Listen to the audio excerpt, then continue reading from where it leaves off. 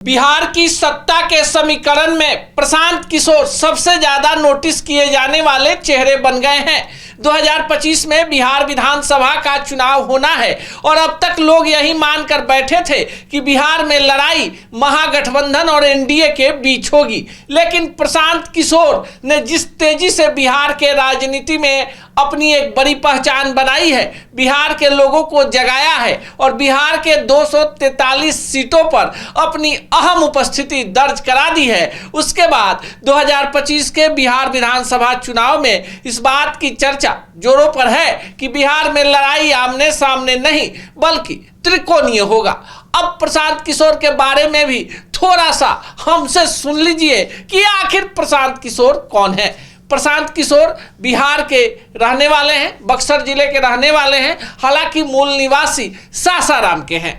इनकी पढ़ाई लिखाई बक्सर में हुई है, इनकी उच्च शिक्षा दिल्ली में हुई है। इसके बाद यूएनओ के स्वास्थ्य अभियान से 8-10 वर्षों तक जुड़े रहे हैं। इसके बाद प्रशांत किशोर ने राजनीतिक रणनीतिकार के रूप में गुजरात के तत्कालीन मुख्यमंत्री रहे। 2013 में नरेंद्र मोदी के लिए, फिर 2014 में उनके प्रधानमंत्री बनने के लिए और कई प्रदेशों के सत्तासीनों के लिए चुनावी रणनीतिकार के रूप में काम किया और प्रशांत किशोर का रिजल्ट सबसे बेहतर रहा। बिहार में 2015 में जब नीतीश कुमार भाजपा को छोड़कर आरजेडी के साथ गए तो उस वक्त बिहार के सत्ता के समीकरण में भी राजनीतिक रणनीतिकार के रूप में प्रशांत किशोर ने इतिहास ही रच दिया। अब 2025 की चर्चा करेंगे, लेकिन इससे पहले आपको 2023 में लेकर चलेंगे। 2023 में 2 अक्टूबर के दिन से प्रशांत किशोर ने लगभग 3000 किलोमीटर की यात्रा का शुरुआत भितिहरवा आश्रम से किया।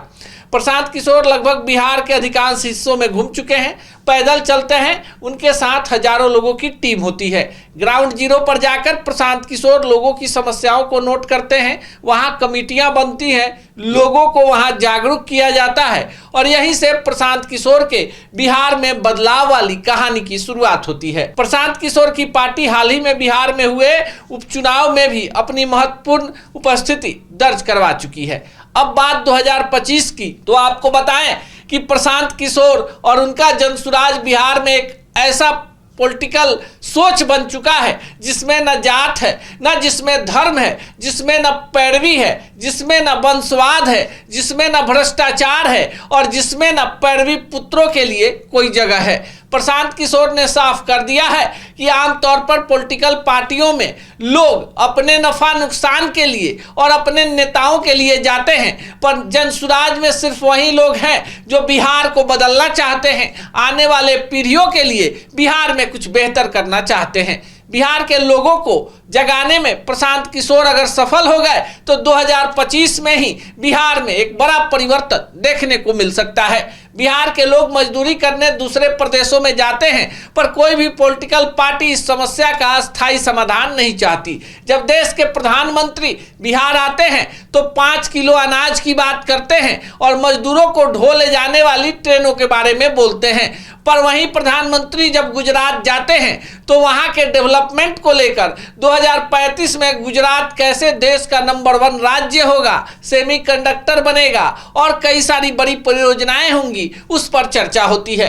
अब बिहार को जगाने प्रशांत किशोर आए हैं तो सवाल सबसे पूछ रहे हैं जिन लोगों ने 2020 से 25 के बीच में सत्ता का स्वाद चख लिया, यानी बिहार के 243 विधायकों में कोई ऐसा एकमात्र विधायक नहीं होगा जिसने 5 वर्षों के इस बार नीतीश कुमार के कार्यकाल में सत्ता का सुख नहीं चखा।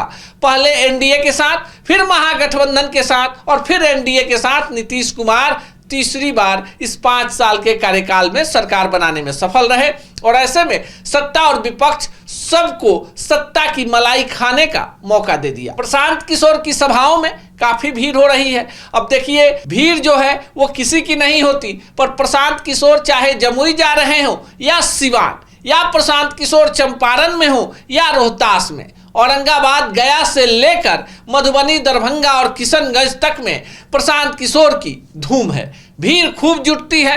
प्रशांत किशोर स्पष्टवादी हैं, मुद्दों की बात करते हैं, गरीबी, बेरोजगारी, उद्योग धंधा, शिक्षा, स्वास्थ्य, जैसे विषयों पर चर्चा करते हैं। अस्थायी निराकरण भी बताते हैं। सिर्फ ये नहीं कहते कि डेवलपमेंट नहीं हुआ तो आप हमें वोट दे दीजिएगा। प्रशांत किशोर वादा करते हैं कि अगर बिहार की जनता ने एक बार मौका दे दिया तो बिहार के बच्चों को बाहर न पढ़ने के लिए जाना होगा और ना ही कमाने के लिए। प्रशांत किशोर तथ्यों के साथ बात करते हैं। उनके साथ जो टीम है वो हर एक विषयों की रिसर्च करने वाली टीम है और टीम को पता है कि अगर रोगी को दर्द हो रहा है तो उसे दवा ही देना है, झाड़ फूंक से ठीक नहीं होना है। प्रशांत किशोर को लेकर बाकी आप क्या सोचते हैं कमेंट बॉक्स में जरूर बताइएगा।